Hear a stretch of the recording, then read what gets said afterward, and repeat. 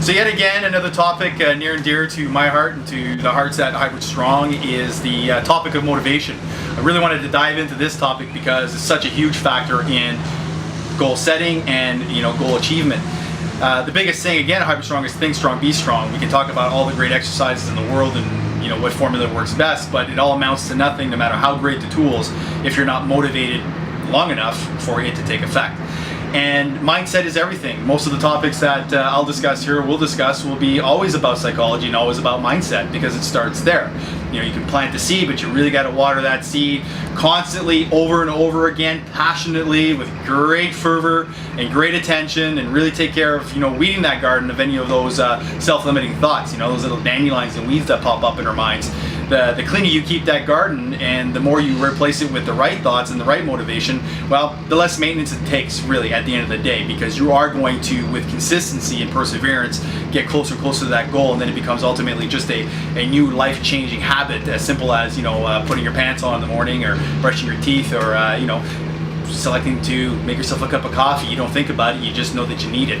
And that's what we really want to get people to in their mindset with their exercises, like that cup of coffee. If you're not a coffee drinker, a tea drinker, whatever it is, your daily fixes that you don't even have to think about, you want it to be like your daily cup of coffee, that you just absolutely need it and it feels great, and without it, well, you feel that you didn't get your training in. Now, back to motivation. I don't know how many of you out there have been to, let's say, an Anthony Robbins seminar or a seminar like it, a Wayne Dwyer, or listening to tapes of self-help books, or even I liken it back to as far as when the first Rocky movie came out. Absolutely tremendous movie for walking out of there feeling 10 feet tall and bulletproof, and that you can take on the world. I remember, I think I was 7 years old, probably at the most, and I was, swinging at the air, walking out of that theater. I was on the sidewalk, and I thought I could just, take anybody on and just take on the world. But then you go to bed, you wake up the next day, and you totally forget about your Rocky movie, and that feeling, that high that you had leaving the theater is gone. That belief of you can achieve anything, you're the underdog, or you feel like a superhero, is gone. And why is that? And I spent a lot of time over the years really dissecting those emotions, especially for what I do, and why it doesn't last, it's not maintained. It's the same thing, you go to an Anthony Robbins seminar, and all of a sudden you're just infused with all this enlightening information, a new way of thinking, a new perspective. And yet, after maybe a few hours, you leave, and maybe it lasts a couple of days. You're given tools, and you're giving, some perspective on how to implement these things. But yet, you still have to fight and swim upstream against all those old thoughts that you had for so many years as a knee-jerk reaction, a reflex. And then you start falling back into that behavior, and you're not, having that relationship success that, you were hoping to have, or financial success, spiritual success, fitness success. I'm the biggest fan about fitness success because I think the more well-tuned and the better we feel, I think more falls into place in our other areas of our lives, because we have that energy, we have that clarity of mind, and we have that mental strength to persevere when the going gets tough, or when the weeds start to happen in our garden again. So to sustain motivation, what is sustained motivation? The way I approach it is this: you need to make a mission statement for your life. And it's as simple as just starting out with the 3 whys I ask myself.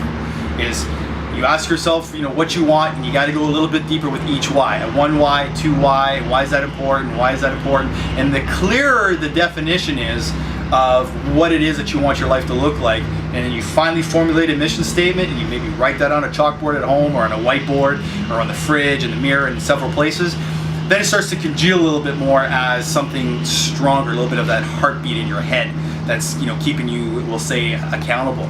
So that's the major hurdle in motivation. Is we're motivated for a short period of time, it fizzles out quickly, and then we're left to feel that it's not possible. It's like, okay, so I'm just broken. There's something wrong with me. I can't seem to grasp it. Why does other people around me seem to get it and do it? It seems to be a small percentage of people. It is a very small percentage of people, and again, society makes it feel this only select few. A lot of people have asked me over the years, how do you do it, Steph? Where do you find the energy? Where do you find the passion? I find it for myself. I made a clear definition of what I want my life to be like and to feel like, and the relationships I do want to keep. And the greater and the better the relationships I keep, even if they're very few and I hold dear, the greater my motivation is overall. If I have bad relationships, well, my motivation will definitely wane in every aspect of your life.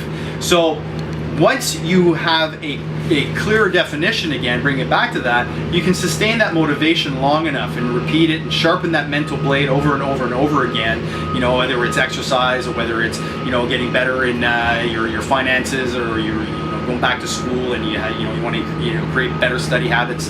But for me, it was always being left to feel, especially after a Rocky movie or a seminar, was exactly that.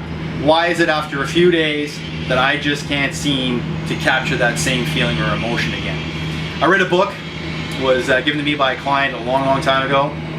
He actually personally knew the author. It was something like 8 Simple Rules. There's a lot of simple rules out there, but they're only simple, I guess, if you apply them. And this author made an analogy using a clear glass of water and a clear glass filled with black coffee. And the clear glass of water represented a very clear-minded, positive-thinking individual, and that was how clear and pristine and pure that mind was. And conversely speaking, there was the glass that held the black coffee, obviously very dark, very cluttered, muddy, and that represented a very negative mind. A mind that constantly is focusing and worrying about, you know, if it's not possible, or the things that may happen, or there's something waiting for me around the corner, there's something there ready to sabotage me as soon as I'll get some momentum. And it's uncanny that when the author said, let's look at the clear glass, this is the clear mind, and if we take a positive thought, she used a tablespoon, grabbed a scoop of that clear water, poured it into the glass with the black coffee, and she asked, is there a noticeable change in that glass, in the color? No, obviously not. If you were to do this exercise at home, you'd be you know, blown away at actually how many tablespoonfuls of that clear water it took before that black coffee started to dilute somewhat and look a little bit less muddy. So that's the reflection on how sabotaging a negative mind and negative thinking person has on their physiology, their day, their attitude, the whole outlook and relationships around them. Now, the power of a negative mind or negative thought, if you take it from the other side, and now the author grabbed a tablespoon of the black coffee and then she proceeded to pour it into that pristine, pure glass of water, and what happens? And you can even visualize it without doing this exercise yourself at home. This black stuff just spiraled and swirled and permeated through that whole clear glass of water. And that's the power that one negative thought has on positive thinking. So the idea is to always remember that it's not done overnight, but put the time in and continue being persistent and consistent, especially aligning your values and your goals to what's important to you. You will find that you will make better choices and decisions. In the beginning, it's going to be tough. There's going to be times that you fall down, but embrace those, because you know that when you do fall down, you pick yourself up. That's where you're getting stronger. And that's why I love training so much, because it really is a dress rehearsal for life. And if you push yourself mentally and just asking yourself to push yourself physically and mentally together, you can translate that to the real life obstacles that are thrown your way.